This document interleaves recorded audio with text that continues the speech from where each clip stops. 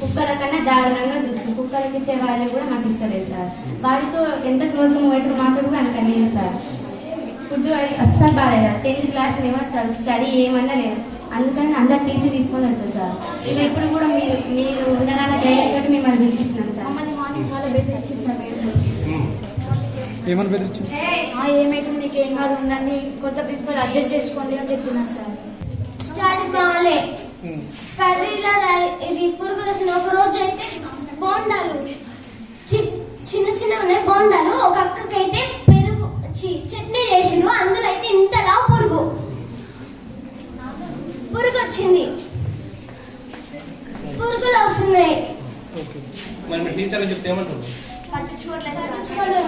చూసాంలే. మేము 10th వాళ్ళకైతే ఇంతవరకు మొన్న ఫిజిక్స్ ఇంగ్లీష్ వచ్చి ఇంగ్లీష్ మేడంకి ఎస్టర్డేకి టుడేకి టుమారోకి తేడా తెలియదు సార్.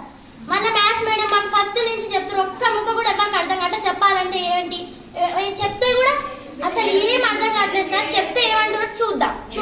మా ప్రాబ్లం ఏంటంటే మా సంజయ్ మేడం ఉన్నారు కదా, మాకు ఆ మేడమే కాదు ప్రిన్సిపల్ వద్దు. అదే రీజన్ ఏంది?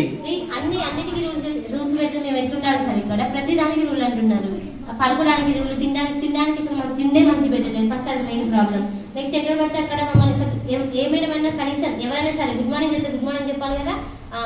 నేను షర్ట్ ఇట్లా మంచిగా అది ఏదో ఒకటి చూసి మమ్మల్ని తిట్టడం తప్పించి ఇంగ్లీష్ లో తిట్టడం. ఫస్ట్ వచ్చిన రోజైతే మనకి చాలా దూరంగా తిట్టినారు సార్. అసలు ఏంటమ్మా ఇదేనా మీకు చేసేది అని ప్రతిదానికి తిట్టడమే. బ్రెయిన్ లేదా మీకు, లివింగ్ డెడ్ బాడీస్ మీరు అని అన్నిటికీ తిడుతూనే ఉంటారు.